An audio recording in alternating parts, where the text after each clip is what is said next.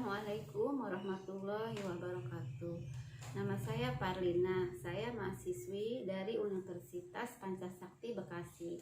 Di sini saya ingin mempresentasikan tentang sejarah kurikulum PAUD di Indonesia. NIM saya 8620 7181 502218. Mata kuliah kurikulum PAUD. Dosen pengampu Dr. Irma Yuliantina MPD. Kurikulum PAUD tahun 1964.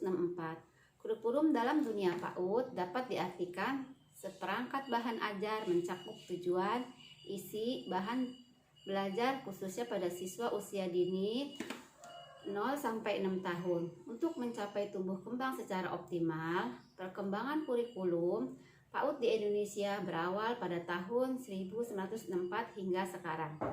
Setelah kurikulum tahun 1964, pemerintah membenahi kurikulum pada tahun 1968.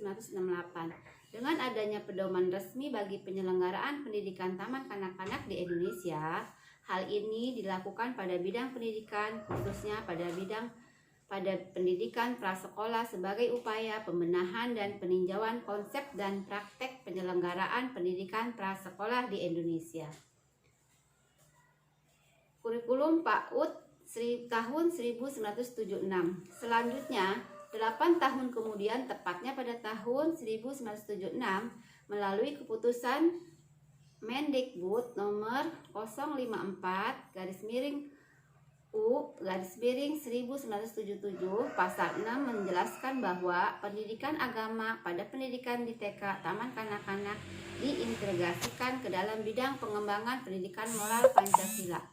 Bahasa daerah dijadikan sebagai bahasa pengantar dan persiapan membaca, menulis, dan berhitung untuk persiapan anak masuk sekolah dasar pada pendidikan skolastik. Kurikulum pada tahun 1984. Kurikulum 1976 yang disempurnakan lagi pada tahun 1984, yang mana pendidikan TK disesuaikan dengan bakat, minat, kemampuan, dan kebutuhannya supaya siswa lebih mudah bergerak dan dapat memilih kegiatan sesuai dengan kebutuhan, minat, kemampuan mereka.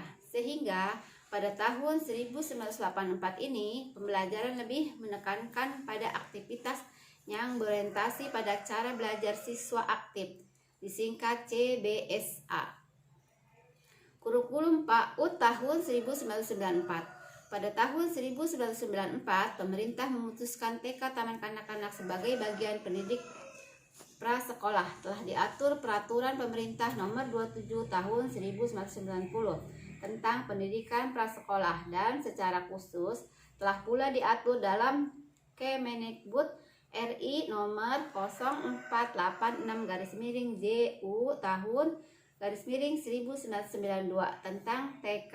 Pada kurikulum tahun 1994, pembelajaran menggunakan tema dan subtema yang merupakan pokok bahasan yang dikembangkan lebih lanjut oleh guru menjadi program kegiatan pembelajaran yang operasional. Bahasa tema yang diambil mulai dari lingkungan yang terdekat dengan anak. Kurikulum PAUD tahun 2004. Perbedaan yang paling mencolok pada kurikulum tahun 1994 dengan kurikulum 2004 yakni pada cara bagaimana anak belajar di kelas. Pada kurikulum tahun 1994 menggunakan sistem catur bulan, sedangkan kurikulum tahun 2004 menggunakan sistem semester. Para siswa dituntut aktif mengembangkan semua aspek perkembangan anak secara optimal. Pada dasarnya, guru tidak hanya bertindak sebagai fasilitator, namun juga sebagai motivator dalam pembelajaran. Dalam kegiatan di kelas, anak bukan lagi sebagai pendengar, akan tetapi aktif berinteraksi dengan guru. Kurikulum PAUD tahun 2010. Pada tahun 2010, pemerintah menerbitkan Standar Nasional PAUD nomor 58 tahun 2010 mengembangkan kurikulum pada tahun ini dikenal dengan kurikulum tingkat satuan pendidikan, disebut juga KTSP. lebih mengacu pada Standar Nasional Pendidikan (SNP). Standar Nasional PAUD merupakan hasil kajian yang dilakukan terhadap standar kompetensi TK/RA tahun 2004. Standar ini ditujukan untuk seluruh anak usia dini, yaitu dari usia lahir sampai 6 tahun. Sehingga kegiatan pengembangan suatu aspek dilakukan secara terpadu dengan menggunakan pendekatan tematik. Adanya perubahan kurikulum tidak hanya berubah secara label saja, namun juga diiringi dengan perbaikan sistem pendidikan PAUD khususnya, agar anak di usia dini dapat mencapai perkembangan secara optimal. Kurikulum tahun 2013. Menurut Menteri Pendidikan dan Kebudayaan Muhammad Nuh, menjelaskan bahwa kurikulum terbaru, kurikulum 2013 akan lebih menekankan pemikiran kompetensi berbasis sikap, keterampilan, dan pengetahuan. Di kurikulum ini, guru diharapkan dapat mendorong siswa untuk melakukan observasi, bertanya, bernalar, mengomunikasikan apa yang telah siswa pahami. Setelah menerima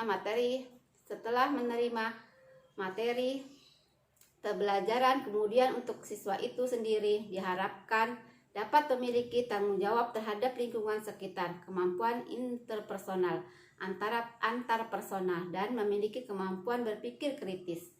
Landasan kurikulum 2013. Landasan adalah pandangan-pandangan abstrak yang telah teruji yang digunakan sebagai titik tolak dalam menyusun konsep pelaksanaan dan evaluasi konsep. Dalam landasan dibagi menjadi 4, yaitu 1. Landasan yuridis, landasan filosofis, landasan empiris, dan landasan teoritis. Mengapa dalam kurikulum diperlukan landasan yang kokoh?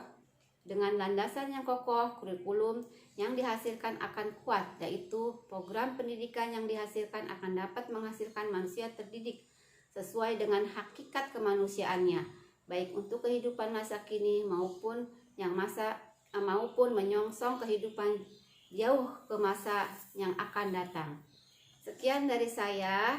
Terima kasih. Assalamualaikum warahmatullahi wabarakatuh.